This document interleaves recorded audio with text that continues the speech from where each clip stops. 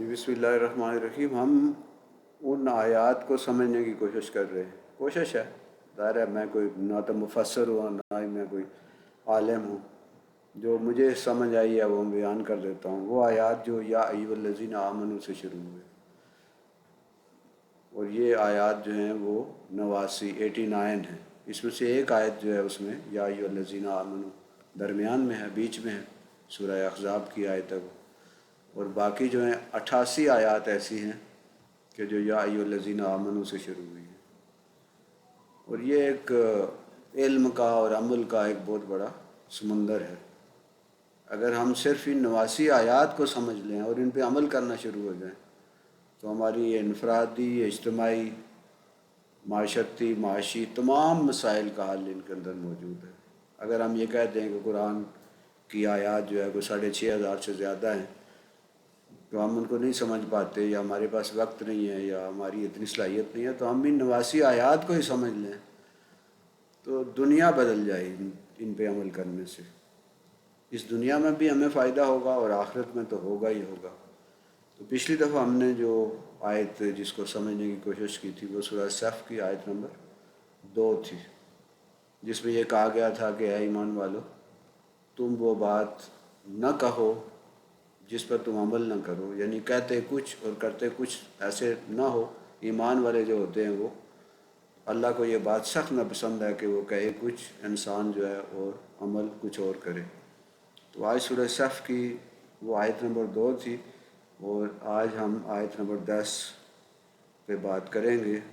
اور اس صورت صف میں نبی محترم صلی اللہ علیہ وسلم کی جو آنے کی خوشخبری حضرت عیسیٰ علیہ السلام نے دی اس کا بھی ذکر ہے کہ حضرت عیسیٰ علیہ السلام نے اپنے قوم سے کہا تھا کہ میرے بعد جو ہے وہ ایک نبی آئیں گے جن کا نام احمد ہوگا، اور وہ جو ہیں اس تورات کی تصدیق کریں گے، اور ظاہر ہے کہ اس کا پھر یہی اس سے سبب ملتا ہے کہ جب وہ آئیں تو ان پر ایمان لے آئیں اور ان کی فرما برداری کریں۔ پھر اس میں جو آیت نمبر 10 میں یہ کہا گیا اعوذ باللہ من الشیطان الرجیم بسم اللہ الرحمن الرحیم یا ایھا الذین آمنوا هل ادلکم علی تجارۃ تنجیکم من عذاب علیم۔ اے ایمان والو، کیا میں تمہیں وہ تجارت بتاؤں کہ جو تمہیں عذاب علیم سے نجات دے دے۔ اب تجارت جو ہوتی ہے نا، وہ لین دین، تجارت، کاروبار، اللہ بتا رہے ہیں کہ میں تمہیں ایک ایسی تجارت کے بارے میں بتا رہا ہوں، تمہیں ایک ایسا بزنس بتا رہا ہوں۔ آج کل ہر کوئی جو ہے انٹرپرینرشپ اور بزنس کی بات کرتا ہے، تو اللہ تبارک و تعالیٰ ہمیں ایک تجارت بتا رہے ہیں، ایک بزنس بتا رہے ہیں، ایک کاروبار بتا رہے ہیں۔ اور وہ کیا ہے؟ وہ تجارت اللہ پوچھ رہے ہیں کہ کیا میں تمہیں ایک ایسی تجارت کے بارے میں بتاؤں جو تمہیں ایک بڑے عذاب سے نجات دلوائے۔ یہ جو عذاب آج کل جس عذاب سے ہم گزر رہے ہیں، اس دنیا میں بھی جس عذاب سے ہم گزر رہے ہیں، جس مصیبت سے گزر رہے ہیں، جس تکلیف سے گزر رہے ہیں، اور آخرت میں بھی جس عذاب سے گزریں گے، اللہ تبارک و تعالی ہمیں اس سے نکلنے کی، اس سے نجات حاصل کرنے کی وہ تجارت بتا رہے ہیں۔ وہ کیا ہے؟ تؤمنون باللہ ورسولہ وتجاہدون فی سبیل اللہ باموالکم وانفسکم ذالکم خیر لکم ان کنتم تعلمون۔ یہ ہمیں کہا جا رہا ہے، مومنین کو کہا جا رہا ہے کیا کرو، یعنی تجارت میں تم اپنا مال کیا ڈالو۔ یعنی ایک طرح سے اللہ تعالیٰ یہ کہہ رہے ہیں کہ تجارت کرو، اس تجارت میں تم اپنا حصہ کیا ڈالو گے۔ ایمان، مومن جو ہے کیا حصہ ڈالیں؟ تؤمنون باللہ، اللہ پر ایمان لے۔ ایمان لانے کا مطلب ہم بار بار کر چکے ہیں کہ اس کو کما حق ہو مان لینا کہ اللہ نے اور اللہ کے رسول نے جو کہا ہے وہ سچ کہا ہے، اور بغیر کسی دلیل کے، بغیر کسی عقل کے گھوڑے دوڑائے ہم نے اس کو مان لینا ہے۔ سنا اور مان لیا، آمنا و صدقنا۔ جو نبی صلی اللہ علیہ وسلم نے کہا کہ اللہ کا یہ حکم آیا ہے اس کو مان لیا، اور اس پر بغیر کسی حیل و حجت کے، بغیر کسی بہانے کے، بغیر کسی بے یقینی کے اس پہ عمل کرنا شروع کر دیا۔ تو کیا کرو؟ تؤمنون باللہ، اللہ پر ایمان لے آؤ، ورسولہ، ہی اور اس کے رسول پر، وتجاہدون فی سبیل اللہ، اور جہاد کرو، کوشش کرو، محنت کرو، کس میں؟ فی سبیل اللہ، اللہ کے راستے میں۔ کیسے؟ باموالکم، اپنے مالوں سے، وانفسکم، اور اپنی جانوں سے، ذالکم خیر لکم ان کنتم تعلمون، یہ تمہارے لیے بہتر ہے اگر تم جانتے ہو۔ یعنی مومن سے کیا کہا جا رہا ہے کہ آپ نے کیا حصہ ڈالنا ہے اس تجارت میں؟ آپ کا کام کیا ہے؟ اللہ پر ایمان لے آؤ، اللہ کے رسول پر ایمان لے آؤ، اور اللہ کے راستے میں کوشش کرو، محنت کرو، جہاد کرو۔ کس سے؟ بے اموالکم، اپنے مالوں سے۔ پہلے جان نہیں مانگی، پہلے مالوں سے، اور پھر اپنی جانوں سے، یعنی اس پہ محنت کرو، اپنی جان لگاؤ، اپنی وقت لگاؤ، اپنا مال لگاؤ، یہ تمہارے لیے بہتر ہے۔ ان کنتم تعلمون، اگر تم علم رکھتے ہو، اگر تم جانتے ہو، یعنی تمہیں معلوم ہونا چاہیے کہ یہ تمہارے لیے بہتر ہے۔ کوئی بھی کام کرے نا تو اس کے لیے مال کی ضرورت ہوتی ہے، اس کے لیے جان لگانی پڑتی ہے، اس کے لیے وقت لگانا پڑتا ہے، اس کے لیے محنت کرنی پڑتی ہے، اس کے لیے کوشش کرنی پڑتی ہے۔ کوئی چھوٹے سے چھوٹا کام بھی نہیں ہوتا۔ اچھا یہ کیوں کریں؟ یہ والی تجارت اللہ کیوں کرے؟ یہ کیوں ہم کریں تجارت؟ اس کا مقصد جو بتایا گیا نا اس سے پہلے کی جو آیت ہے، اس سے پچھلی آیت میں، آیت نمبر 9 میں جو کہا گیا ہے، اگر ہم اس آیت کو دیکھیں، آیت نمبر 9 کو، تو اس میں ہمیں یہ بات واضح ہوتی ہے کہ یہ اللہ ہمیں اس تجارت کے بارے میں کیوں کہہ رہے ہیں۔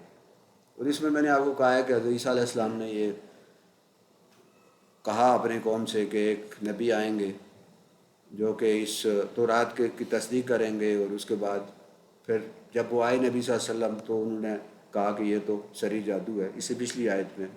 لیکن اس سے پچھلی آیت جو آیت نمبر 9 میں کہا گیا، هو الذی ارسل رسولہ بالہدی ودین الحق لیظہرہ علی الدین کلہ ولو کرہ المشرکون۔ یہ مقصد تھا اس تجارت کا۔ مقصد کیا ہے؟ کہ اللہ کے رسول جو آئے ہیں وہ ہدایت لے کر آئے ہیں اور دین حق لے کر آئے ہیں، اور یہ دین حق لے کر آئے ہیں تو یہ کس لیے آیا ہے؟ لیظہرہ علی الدین کلہ، تاکہ سارے کے سارے ادیان پہ، ادیان کیا؟ نظریات جتنے ہیں، فلسفے جتنے ہیں، نظام جتنے ہیں، امریت ہے، اس کے بعد یہ جو دولت کی ایک ریل پیل ہے، اور جو دنیا پوری میں اس وقت جو نظام چل رہا ہے، امپیریلزم جسے کہتے ہیں، کہ دولت کماؤ اور دولت خرچ کرو، اور دولت کی بنیاد پہ ہی سارے کام ہوتے ہیں، پیسہ کماؤ، پیسہ لگاؤ، اور سیکولرزم ہے، اور کمیونزم ہے، سوشلزم ہے، جتنے بھی نظام ہیں، یہ سارے کے سارے نظام جو ہیں ان کے اوپر حاوی ہونے کے لیے، ان سب کو اپنے ماتحت کرنے کے لیے یہ جو دین آیا، جو نبی صلی اللہ علیہ وسلم لے کر آئے ہیں، تاکہ اس دین کو تم غالب کر دو۔ تاکہ یہ دین اس لیے آیا تاکہ غالب ہو جائے باقی تمام نظریات پر، باقی تمام فلاسفوں پر، باقی تمام نظاموں پر۔ وَلَوْ كَرِهَ الْمُشْرِكُونَ، اور مشرکون چاہے اس کو ناپسند ہی کیوں نہ کرتے ہو۔ ظاہر ہے مشرک جو ہے اس کو ناپسند کریں گے، کیونکہ یہ توحید کا دین ہے۔ تو یہ کیسے حاصل ہوگا؟ یعنی یہ جو اللہ کے رسول جو دین لے کر آئے، جو رسول لے کے آئے، جو نظام لے کر آئے، وہ نظام غالب کیسے ہوگا؟ ایسے ہی ہوگا نظام۔ اس کے لیے پھر مال لگانا پڑے گا، اس کے لیے جان لگانی پڑے گی، اس کے لیے محنت کرنی پڑے گی، اس کے لیے کوشش کرنی پڑے گی۔ اس لیے یہ کہا گیا کہ یہ تجارت کرو۔ اور یہ تجارت کیا ہے کہ تم اس پہ مال لگاؤ سب سے پہلے، کیونکہ مال جو ہے نا وہ لگانا ذرا مشکل ہوتا ہے۔ اور آپ دیکھیں یہ آیات کس وقت نازل ہو رہی ہیں؟ جنگ عہد ہو چکی ہے، اور ہر گھر میں ماتم کی صفیں بچھی ہیں، اور مدینہ مسلمان ایک طرح سے کمزور پڑے ہوئے ہیں، اور بلکہ چھوٹے چھوٹے اور کمزور قبائل جو ہیں مسلمانوں کو آنکھیں دکھا رہے ہیں۔ مشرکین جو مدینہ کے اندر مشرکین ہیں وہ بھی ذرا اکڑ گئے ہیں، دیکھیں مسلمانوں کو شکست ہو گئی ہے، 70 مسلمان شہید ہو چکے ہیں، ہر گھر میں ماتم کی صف بچھی ہے، کسی کا باپ مارا گیا، کسی کا بیٹا مارا گیا، کسی کا بھائی مارا گیا۔ اس مایوسی کی حالت میں، اس وقت جب کہ یہ ایسی صورتحال ہے، یہ آیات اتر رہی ہے۔ آج اگر ہم دیکھیں نا تو ہماری حالت تقریباً ویسی ہی ہے۔ ہم ہر طرف سے اس لحاظ سے ہم دیکھتے ہیں کہ ہم جو دین کے لیے کام کر رہے ہیں، جو اس نظام کو قائم کرنے کے لیے کوشش کر رہے ہیں، ان کو ہر طرف سے جو ہے نا وہ مار پڑ رہی ہے، ہر طرف سے ان کے اوپر دباؤ ہے۔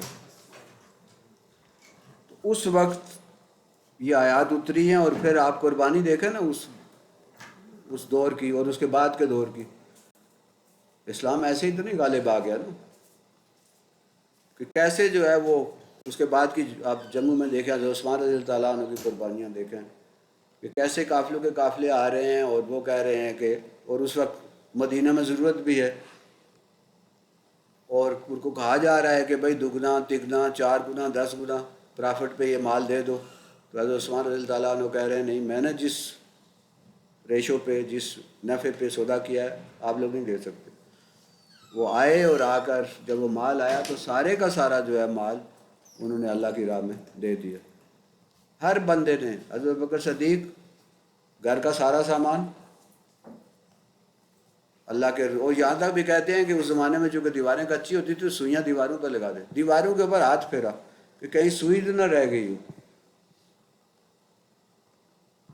اور حضرت عمر رضی اللہ تعالیٰ عنہ نے اپنے گھر کا آدھا سامان، اور جس کے ایک صحابی کے پاس کچھ نہیں تھا، رات بھر جو ہے وہ یہودی کے باغ میں محنت مزدوری کرتا رہا، اور کھجور کی 1 مٹھی 2 مٹھی جو ملی وہ لے کے آیا، اور کچھ مشرقین تھے، کچھ لوگ تھے، انہوں نے پھر اس کو کہا کہ دیکھیں یہ، تو حضور صلی اللہ علیہ وسلم نے کہا یہ سب سے اوپر اس ڈھیر کے اوپر، کیونکہ یہ سب سے برکت والی ہے، کیونکہ اس کے پاس تھا ہی مال ایک نا، ایک بندے کے پاس 10 روپے ہیں اور 10 روپے دے دیتا ہے، اور ایک بندے کے پاس 10 لاکھ ہے اور ان میں سے وہ 1 لاکھ دے دیتا ہے، تو وہ 10 روپے ہی اس بیچارے کے پاس تھے، وہ تو زیادہ اہم تھے اس کے لیے۔ 1 روٹی تھی، وہ 1 روٹی ہی دے دی، جس کے پاس 50 روٹیاں تھیں اس نے 10 روٹیاں بھی دے دی۔ تو یہ ایسے اسلام جو ہے، یعنی کتنی بڑی قربانیوں کے بعد یہ وہاں پر یہ نظام قائم ہوا اور دوسرے ادیان پر غالب ہوا۔ تو آج ہم اگر کہیں کہ نہیں بھائی ہم تو نہ مال لگائیں گے، نہ وقت لگائیں گے، نہ کوشش کریں گے، اور ہمارا یہ دین جو ہے، یہ ہمارا نظام غالب ہو جائے گا، تو یہ کیسے ممکن ہے؟ اللہ کہہ رہے ہیں کہ یہ تجارت ایسی ہے کہ جس میں تم کیا کرو، اپنا مال لگاؤ، اپنی جانیں قربان کرو، اپنی جانیں لگاؤ، اور اللہ کی راہ میں جہاد کرو۔ اب اللہ اس کے بدلے میں کیا کہتا ہے، کیا کرے گا؟ یغفر لکم ذنوبکم، تمہارے گناہوں کو اللہ معاف کر دے گا، وَيُدْخِلْكُمْ جَنَّاتٍ تَجْرِي مِن تَحْتِهَا الْأَنْهَارُ، اور تمہیں ایسے باغوں میں داخل کریں گے اللہ تبارک و تعالیٰ کہ جس کے نیچے نہریں بہتی ہوں گی، وَمَسَاكِنَ طَيِّبَةً، اور رہنے کی ایسے پرسکون گھر دے گا، پاک صاف پرسکون، جن میں سکون ہوگا، فی جنات عدن، جنت عدن جو سب سے اعلیٰ جنت ہے اس میں۔ اور پھر فرمایا ذالک الفوز العظیم، یہ کامیابی ہے، اصل کامیابی یہ ہے نا، دنیا میں آپ نے کامیابی حاصل کر لی، جتنی مرضی حاصل کر لی، کیا مطلب وہ کامیابی ہوگی، اسے تو ختم ہو جانا ہے، لیکن آخرت میں جو کامیابی ہوگی وہ اصل کامیابی ہے۔ اچھا پھر بندہ یہ بھی چاہتا ہے نا، اللہ کو انسان کی نفسیات کا پتہ ہے، انسان کہتا ہے، انسان جلد باز ہے، کہتا ہے مجھے جلدی سے کامیابی ملے، یہ ساری چیزیں جلدی جلدی ملے، میں کامیاب بھی ہو جاؤں، مجھے نفع بھی مل جائے۔ تو پھر کہا گیا کہ اللہ بھی پھر دوسری بھی، وہ کہہ رہے ہیں دوسرا پرافٹ کیا ہوگا اس تجارت سے، وَأُخْرَىٰ تُحِبُّونَهَا، اور دوسری بات جسے تم بڑا پیار کرتے ہو، بڑی محبت کرتے ہو، چاہتے ہو، کیا؟ نصر من اللہ وفتح قریب، کہ تمہیں اللہ کی مدد پہنچ جائے گی، وفتح قریب، اور تمہیں جلد ہی فتح مل جائے گی۔ اور آپ دیکھیں جنگ احد کے بعد پھر کیا کچھ ہوتا رہا، اس کے بعد کتنی فتوحات حاصل ہوئی۔ انسان چاہتا ہے نا مجھے جلدی کامیابی ملے، تو کہا گیا کہ تمہاری مدد بھی کی جائے گی، اللہ تمہاری مدد بھی کرے گا، اور تمہیں فتح قریب، اور بہت قریب جلدی تمہیں فتح دے گا، وبشر المومنین، اور مومنوں کو بشارت دے دیں، انہیں خوشخبری دے دیں کہ یہ کوئی بہت بڑی بات نہیں ہے۔ کہ اب دیکھیں نا نبی صلی اللہ علیہ وسلم کے 13 سال مکہ میں گزرے، مکہ میں تو کوشش کوشش کوشش، مار کھائی خود بھی، اصحاب نے بھی، اور پتھر بھی کھائے، گالیاں بھی کھائیں، 3 سال تک شعب ابی طالب میں محصور بھی رہے، بائیکاٹ بھی ہوا، سوشل بائیکاٹ بھی ہوا. اپنی زوجہ محترمہ جو ہے وہ بھی فوت ہو گئیں اس شاب ابی طالب کی جو سختیاں تھیں. چچا جو تھے جو آپ کو حفاظت کر رہے تھے، آپ کی سرپرستی کر رہے تھے، اور ان کی موجودگی میں آپ کے ساتھ کو بہت زیادہ جو ہے نا حد سے گزرنے والا ظلم نہیں کر پا رہا تھا، وہ ایک طرح کی شیلڈ تھے، پروٹیکشن تھے، وہ بھی چلے گئے. مکہ کے 13 سال تو ان سختیوں میں گزر گئے، اور صرف تھوڑے سے لوگ مسلمان ہوئے. مدینہ میں جو کام کا وقت ملا وہ کتنا تھا؟ 10 سال. اور اس 10 سال میں کتنا بڑا انقلاب برپا ہوا. تو ایسے ہی ہو گیا، مال لگا، جانیں لگی، محنت لگی، ہر طرح کی کوشش کی گئی. اور یہ نہیں صرف کہ وہاں مسجد نبی بنا کے وہاں پہ بیٹھ گئے اور اس کو پکا کرنا شروع کر دیا. نبی صلی اللہ علیہ وسلم کے دور میں، صحابہ کرام کے دور میں وہ مسجد کچی تھی، لیکن مسلمان پکے تھے، ایمان مضبوط تھے، فرش کچے تھے، چھت کچی تھی، بارش ہوتی تھی تو ساری جو ہے. اب ہمارا حال یہ ہے کہ مسجدیں ہماری پکی ہو رہی ہیں، خوبصورت ہو رہی ہے. کسی بھی علاقے میں سب سے خوبصورت جو جگہ ہوگی، سب سے مضبوط جگہ ہے، وہ مسجد ہے. لیکن مسجد سے باہر ساتھ والی گلی میں، اس کی پچھواڑے میں جو دکان چل رہی ہے، جو گلی کے اندر جو صفائی کی صورتحال ہے، اس محلے میں کیا کچھ ہو رہا ہے، اس دین کے ساتھ کیا کھلواڑ ہو رہا ہے. لیکن مسجد مضبوط، پکی، کشادہ، بڑی بات نہیں ہے، اچھی بات ہے، یہ بھی ہونا چاہیے. لیکن اصل مسجد کے قیام کا مقصد کیا تھا؟ مسجد نبی کا مقصد کیا تھا؟ ایک میٹنگ پلیس تھی، ایک سوشل جو ہے نا گیدرنگ کا ایک مرکز تھا. سپریم کورٹ کا جو جج تھے ان کا دفتر بھی وہی تھا. حکمران جو سربراہ تھے ملک کے ان کا بھی دفتر وہی تھا. وزیر خارجہ کا دفتر بھی وہی تھا. باہر کے ملکوں کے سفیر جو ہیں وہ آتے تھے، وہ بھی وہیں پہ ملتے تھے. مال غنیمت آتا تھا، وہ بھی وہاں تقسیم ہوتا تھا. اس مسجد نبی کو بنانے کا مقصد صرف اور صرف تھا کہ دین کو پھیلایا جائے، دین کو عام کیا جائے، اس نظام کو باقی نظاموں پر غالب کیا جائے. مسجد کچی لیکن ایمان والے پکے. اور اس مسجد کے اندر جو اصحاب صفہ کے بارے میں آپ جانتے ہیں کہ وہ بیچارے کھانے کے لیے کچھ نہیں ہوتا تھا. جو لوگ آ کے اپنے باغات سے کھجوریں اور یہ اس چھت کے ساتھ لٹکا دیتے تھے تو وہ وہاں سے وہ کھایا کرتے تھے. اور کپڑوں کی حالت ان کی یہ تھی کہ کہتے ہیں کہ بعض صحابہ کرام کے کپڑے وہ جب نماز پڑھتے تھے تو سجدہ اس وقت کرتے تھے جب باقی لوگ سجدے میں چلے جاتے تھے، وہ آخر میں سجدے کرتے تھے. کیوں؟ ستر اتنا نہیں تھا کہ جب سجدے میں جاتے تو وہ ستر ان کے ننگے ہو جاتے تھے. حالت یہ تھی، غربت کا یہ عالم تھا. لیکن دل کتنے بڑے تھے، قربانی کتنی تھی، محنت کتنی تھی. جو حکم آیا تھا کبھی یہ نہیں سوچا کہ بھائی ٹھہرو ذرا تھوڑی دیر کے لیے. یہ شراب کے حرام ہونے کا حکم آیا تو یہ نہیں کہ جو منہ میں ہے وہ تو گھونٹ بھر لے نا، وہ بھی تھوک دیا، گلے میں انگلیاں ڈال کر الٹیاں کر دیں، اور وہ جو مہنگی ترین شراب جو ہے نا اس کے مٹکے توڑ دیے. حکم آیا کہ بھائی کرنا ہے تو بس کرنا ہے. پھر حالانکہ شراب جو لوگ پیتے ہیں یہ چھوڑنا اس کو کوئی آسان کام نہیں ہے. لیکن اس دن مکہ کی گلیاں شراب میں اس طرح بہہ رہا تھا، شراب جس طرح کے پانی بہہ رہا ہوتا ہے بارش کا. کیوں؟ حکم جو آیا بس اس کو آمنا و صدقنا تو اسی پہ ہیں. اور حکم آیا اور 5 کے جہاد میں اور شہید ہو گئے. جو مطلب مال تھا، اسباب تھے، جان تھی، قربان کی تو تب نظام قائم ہوا. اور اگر آج ہم یہ کہیں کہ آج کے اس دور میں، اچھا اس دور میں ایک آسانی تھی. وہ آسانی کیا تھی؟ مقابلے میں کفر تھا، مقابلے میں واضح تھا دشمن.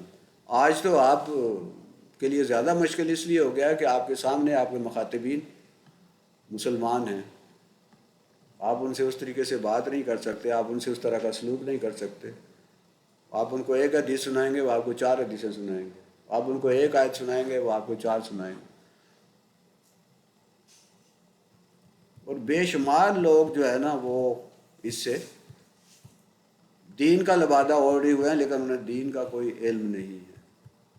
تو ہم جس جماعت سے تعلق رکھتے ہیں بار بار ہم یہی کہتے ہیں کہ بھئی یہ نظام، پہلی تو بات یہ ہے کہ ہم جو مکہ میں جو لوگ شہید ہو گئے تھے یا مدینہ میں جو لوگ شہید ہو گئے، اس سے پہلے کہ یہ نظام قائم ہوتا، کیا ان کی وہ محنت رائے گاں چلی گئی؟ انہوں نے تو اسلام کو نافذ ہوتے ہوئے نہیں دیکھا، انہوں نے اس کامیابیوں کو تو نہیں دیکھا، وہ تو پہلے بیچارے فوت ہو گئے، شہید ہو گئے. تو کیا ان کی محنت جو ہے وہ رائے گاں چلی گئی؟ نہیں، ان کی محنت وہ کامیاب ہو گئے. اسی طرح اگر ہم، ضروری نہیں ہے جیسے ابھی جاوید صاحب کہہ رہے تھے کہ مطلب ہم کوشش کریں، محنت کریں. اب نظام لانا تو اللہ کے اختیار میں، ہم سے اللہ اس نے یہ نہیں پوچھنا کہ بھائی قائم کیوں نہیں کیا. ہم سے تو یہ پوچھا جائے گا آپ کی کتنی کوشش تھی، آپ نے کتنی محنت کی اس نظام کو قائم کرنے کے لیے. اچھا یہ بہت آسان ہے نا، بعض جماعتوں میں کام کرنا بہت آسان ہے، لیکن جماعت اسلامی میں کام کرنا بہت مشکل ہے،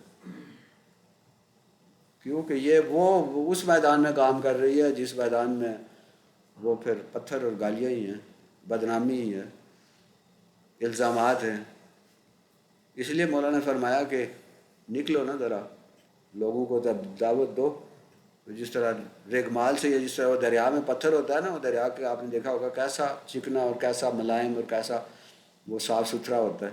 تو جب آپ باہر نکلیں گے گلیوں میں دعوت دینے کے لیے، تو پھر لوگ آپ کے کہیں گے اچھا تمہاری داڑھی اپنی اتنی ہے، تم نے ٹوپی نہیں پہنی ہوئی، تمہارا پانچے جو ہیں نیچے ہیں، تمہارے اپنے گھر کا یہ حال ہے، تمہارا بیٹا یہ کر رہا ہے، تمہاری بیٹی یہ کر رہی ہے، تمہارا تو اپنا یہ حال ہے. تو پھر کیا ہوگا؟ حالات پھر بندہ خود پھر سوچے گا نا اپنے بارے میں. لوگ ٹھیک کر دیتے ہیں. وہ کہتے ہیں نا کہ عقل جو ہے وہ بادام کھانے سے نہیں آتی، عقل ٹھوکریں کھانے سے آتی ہے. اگر ہم نکلیں گے، لوگ ہمیں باتیں سنائیں گے، لوگ ہمیں برا بھلا کہیں گے، تو پھر ہماری بھی اصلاح ہوگی. وہ نبی صلی اللہ علیہ وسلم کی حلوہ کھانے کی سنت تو سب کو یاد ہے، حضور صلی اللہ علیہ وسلم کا حلوہ بڑا پسند تھا. یہ سنت یاد نہیں ہے کہ حلوہ کھایا کب تھا. پہلے جب جنگ احد میں دندان مبارک شہید ہوئے تھے تو سخت چیز نہیں کھا سکتے تھے، تو پھر یہ نرم کر کے یہ شرید اور یہ سارا وہ سنت ہمیں یاد ہے. دانت توڑوانے کی سنت، گالیاں کھانے کی سنت، خون بہانے کی سنت، یہ ہمیں یاد نہیں. ہم کہتے ہیں جی اب ناراض نہ ہو جائے، جی ہمارا ہمسایہ نہ ناراض ہو جائے، ہمارا فلانا ناراض ہو جائے. تو یہ صورت جو ہے، اس سے آگے بھی اگر ہم اگلی آیت اگلی دفعہ انشاءاللہ کریں گے کہ اس میں سورہ صف جو ہے نا، اس کا مطالعہ ہمارے لیے بہت ضروری ہے.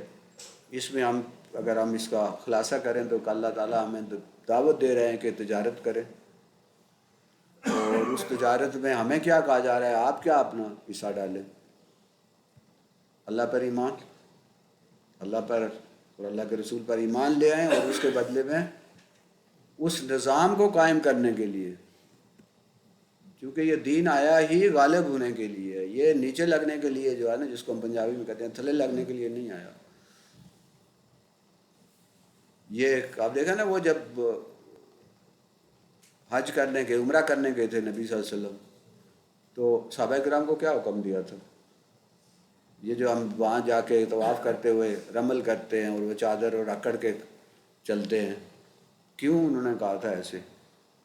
اہل مکہ سمجھتے تھے کہ یثرب میں جو ہے نا، چونکہ میں یثرب کی فضا ایسی تھی نبی صلی اللہ علیہ وسلم کے جانے سے پہلے کہ وہاں بندے بیمار ہو جاتے تھے، بخار ہو جاتا تھا بندوں کو. تو مکہ والے کہنے لگے یہ آئے ہیں مسلمان مدینہ سے، تو یہ تو سارے بیمار ہیں، یہ تو کمزور ہو گئے ہیں، ان کے اندر تو کچھ بھی نہیں ہے اب. تو حضور نے کہا نہیں، اکڑ کے چلو، دکھاؤ ان کو کہ ان کے اندر جو ہے نا، ہمارے اندر وہ طاقت قوت موجود ہے. تو یہ مطلب کہنے کا یہ ہے کہ یہ اس لیے نہیں آیا تھا کہ بھئی ہم دوسروں کے پیچھے چلیں، اور ہمارے جو نظریات ہیں یا اسلام کے جو قواعد و ضوابط ہیں، اسلام کا جو پیغام ہے وہ بہت زبردست ہے. وہی باتیں اگر ہمیں کوئی سائنٹسٹ بتائے نا، اور وہی باتیں ہمیں کوئی ڈاکٹر بتائے.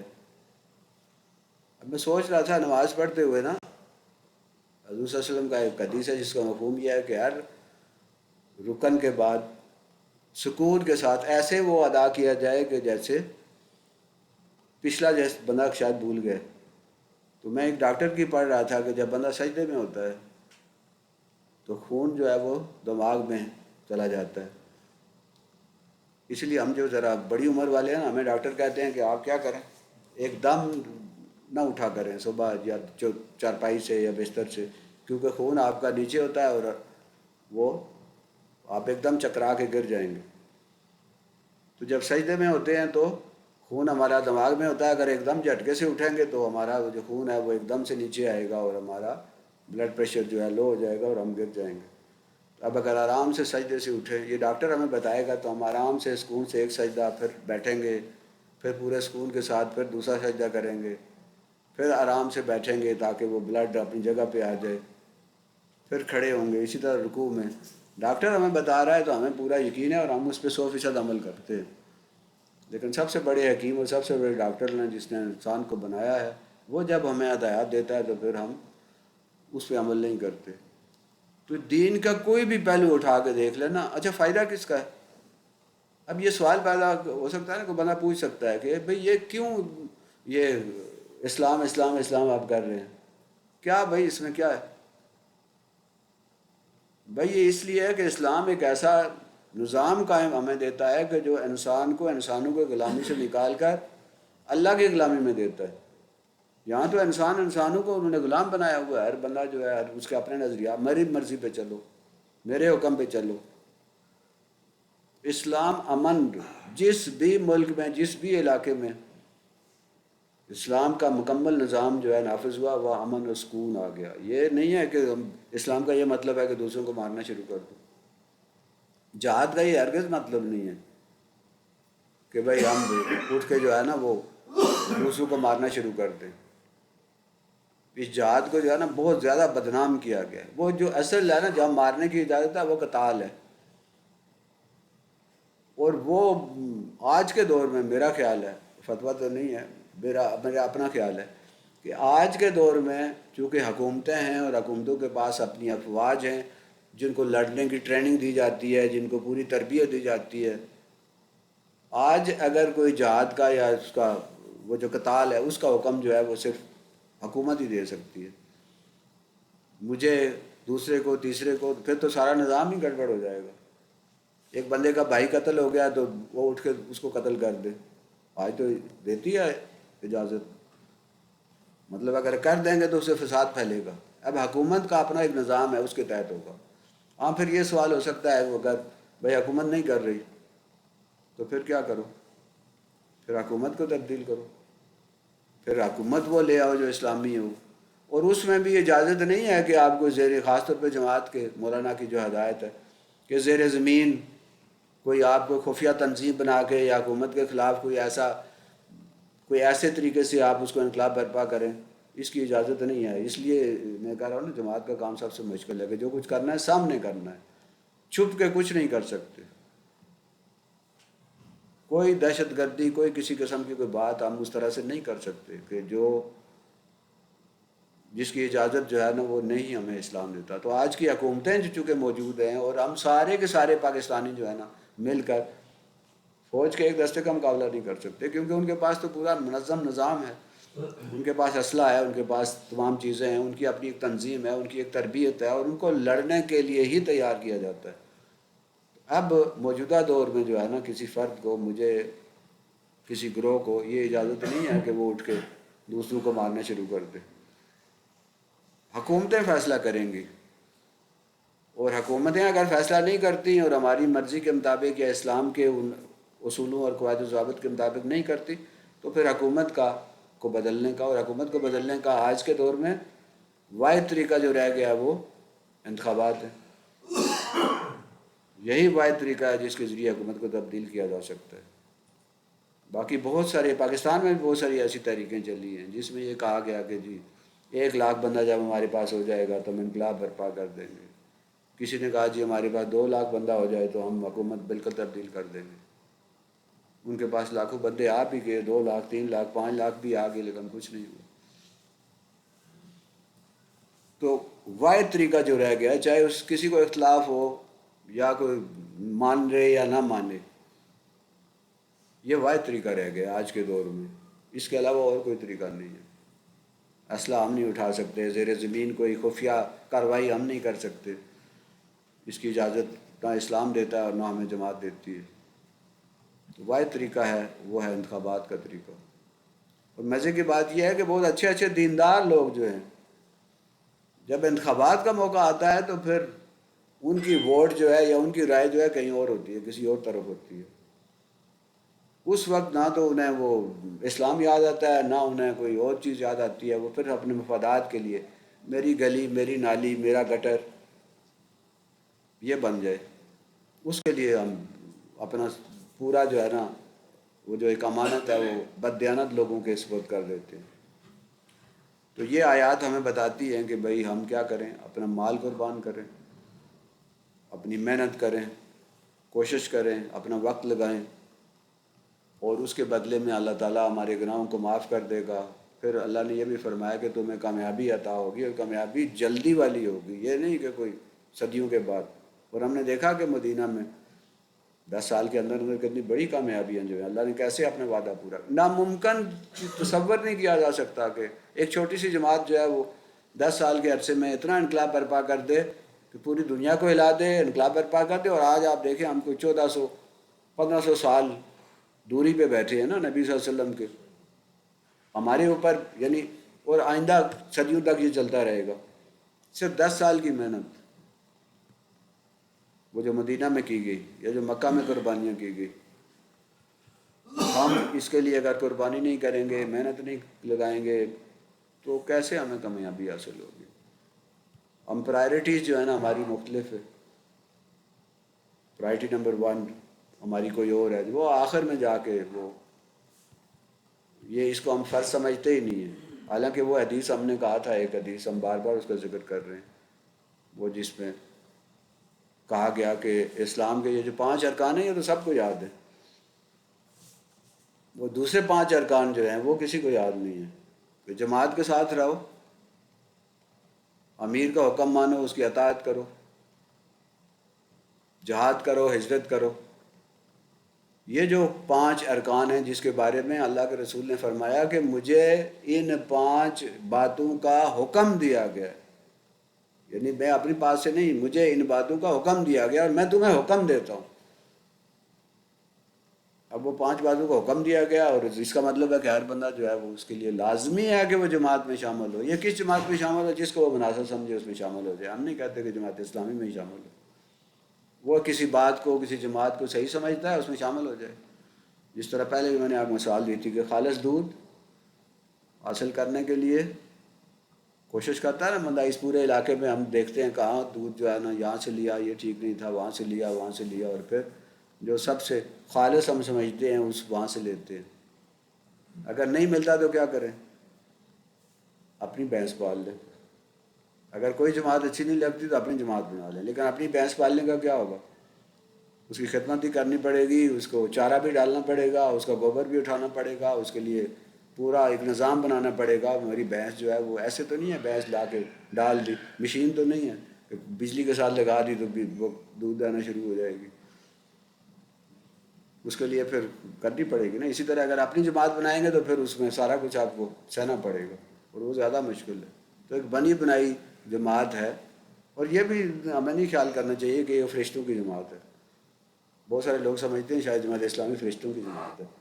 بھائی اس میں انسان ہے اور انسانوں سے غلطیاں ہوتی ہیں، انسانوں کے اندر کوتاہیاں بھی ہوتی ہیں، انسانوں کے اندر سستی بھی ہوتی ہے، اس لیے ان کو انسان سمجھ کے ان کی ہمیں مدد کرنی ہے، ان کا ساتھ دینا ہے، اور نظام تب ہی قائم ہوگا۔ ہمیں اللہ پوچھے گا کہ بھائی آپ جس جماعت کے ساتھ جو آپ نے حلف اٹھایا تھا اس پہ کتنا عمل کیا۔ کہیں وہ یہ نہیں کہا گیا کہ کہیں وہ مشرکون میں سے ہم بھی نہ ہو جائیں۔ مشرک لازمی نہیں تھا کہ وہ کافر ہی ہو۔ مشرک وہ ہوتا ہے جو جس نظریے کے ساتھ لگا ہوا ہے اس نظریے سے اس نے کسی اور نظریے کے ساتھ بھی اس نے جو اس کا الٹ ہے اس کے ساتھ بھی اس نے وہ تعلقات بنائے ہوئے۔ یہ بھی شرک نہیں ہے کہ میں یہ کروں گا جی، یہ میں کروں گا تو یہ کام ہوگا۔ میں کون ہوتا ہوں؟ کرنے والا تو اللہ ہے۔ میں نہیں ہوا تو نہیں ہوگا۔ کتنے کام ہیں جو بڑے بڑے لوگوں نے کہا جی ہم نہیں ہوں گے تو پتہ نہیں قیامت آ جائے گی۔ ہم نے دیکھا بڑے بڑے لوگ جو ہیں ختم ہو گئے، نظام تو اسی طرح چل رہا ہے۔ جس طرح پانی میں ہم ایک پتھر پھینکتے ہیں نا اور چھوٹی سی دیر کے لیے ہلچل ہوتی ہے، اس کے بعد پانی کی سطح پر سکون ہو جاتی ہے، اسی طرح بڑے بڑے لوگ جو ہیں وہ گئے تھوڑی سی وہ لہریں اٹھی اس کے بعد غائب. تو ہمیں اس کو پرائرٹی نمبر 1 پہ رکھنا چاہیے اس نظام کو قائم کرنے کے لیے. وہ نظام ایسے نہیں قائم ہوگا. اللہ نے خود بتا دیا طریقہ کہ کام کیا ہوگا کہ اپنے مالوں کو اور اپنی جانوں کو اپنی محنتوں کو اس مقصد کے لیے لگاؤ. اس کو نمبر 1 پہ رکھو ورنہ پھر نہ رہے گا بانس اور نہ بجے گی بانسری. جو کچھ ہمارے معاشرے کے اندر ہو رہا ہے چل رہا ہے میں دیکھ رہا ہوں آج کہ ہماری نئی نسل جو ہے جس طرح جا رہی ہے میں کانپ جاتا ہوں. جس طرح وہ دہریت تو بعد کی بات ہے نا. آپ مطلب جس طرح نشے کے اندر یہ چھوٹے چھوٹے بچے جو ہیں یہ آج کل یہ چلا ہوا ہے ویپس کے نام سے. وائس ہے یا ویپس مطلب اس کے اندر جو مرضی ڈال لیں پھر وہ چھوٹے چھوٹے جو ہے نا وہ. اور ماشاءاللہ یہاں پہ ہمارے اس علاقے میں کافی ہے. والدین کو جب ہم بتاتے ہیں کہ بھائی آپ کا بچہ اس کام میں ملوث ہے تو ہمارے ساتھ لڑنا شروع ہو جاتے ہیں. آپ ہمارے بچوں پہ الزام لگا رہے ہیں. چھوٹے چھوٹے بچے 2 3 4 کے بچے. مجھے بعض اوقات کہتے ہیں نا لوگ کہ میں جب کہیں بیٹھتا ہوں یار بڑی مایوسی کی باتیں کرتے ہو تم تو یہ باتیں. تو میں ان سے یہ کہتا ہوں کہ بھائی ایک بندہ ہوتا ہے نا کہیں دریا بہہ رہا ہو سیلاب آیا وہ ایک بندہ کنارے پہ کھڑا ہے وہ تو ہو سکتا ہے اس سیلاب سے باہر کھڑے ہو کے اس کے واسطے ساتھ رہوں. میں تو اس سیلاب کے درمیان میں کھڑا ہوں. مجھے پتہ ہے میرے آگے پیچھے کیا ہو رہا ہے. اس لیے مجھے زیادہ چیزوں کا پتہ ہے کیونکہ آپ لوگ تو صرف فائلوں کو ٹیبل ورک ہے نا. میں تو اس نئی نسل کے اندر موجود ہوں. مجھے نظر آ رہا ہے میرے آگے پیچھے کیا ہو رہا ہے. تو اگر ہم نہیں کریں گے ساتھ والے گھر میں آگ لگی ہوئی ہے ہم کہتے ہیں لگی رہنا ساتھ والے گھر میں تو ہمارا کیا ہوگا. یہ کل پرسوں جو اسلام آباد میں حادثہ ہوا ایک گھر میں تھا نا. ایک گھر کی غلطی تھی نا کہ وہاں گیس مطلب ہیٹر وہ مطلب رات کو جب چلی گئی گیس تو ہیٹر آن رہ گیا اور جب آئی تو پھر کمرے گیس اس گیس سے بھر گئے. اور اس کے نتیجے میں جب گیس کمرے کے اندر تو بٹن جب آپ آن کرتے ہیں تو یہ لائٹر ہی ہے نا یہ بھی اسپارکنگ ہوتی ہے تو آگ لگ گئی. اور پھر کیا وہ صرف اس گھر والے بندے ساتھ والے پورا محلہ جو ہے اس سے وہ تباہ ہو گیا. تو ایسا نہیں ہوگا کہ میرے ساتھ والے گھر میں جو ہے وہ تو نشے چل رہے ہوں اور یہاں پہ لوگ شاپر میں لے کے ویپس بیچ رہے ہوں اور یہاں پہ دکانوں کے اوپر بک رہے ہوں. یہاں پہ ہے دکانیں کہ جہاں پہ جو ہے نا باقاعدہ خرید و فروخت ہو رہی ہے. تو میں کہوں کہ نہیں جی ٹھیک ہے یہ میرے بچے تو ہیں بچ جائیں گے. نہیں بچیں گے میں بھی نہیں بچوں گا. تو اس لیے ہمیں اس کے لیے اس دین کے نظام کو قائم کرنے کے لیے اس انصاف کے نظام کو قائم کرنے کے لیے ہم جس جماعت کے ساتھ ہیں اس کے اس نظم کو قائم رکھتے ہوئے ہمیں اس کے لیے کوشش کرنی ہے محنت کرنی ہے. اور یہ اللہ کا حکم ہے. اللہ تعالی ہمیں عمل کی توفیق عطا فرمائے. وما علینا الا البلاغ المبین.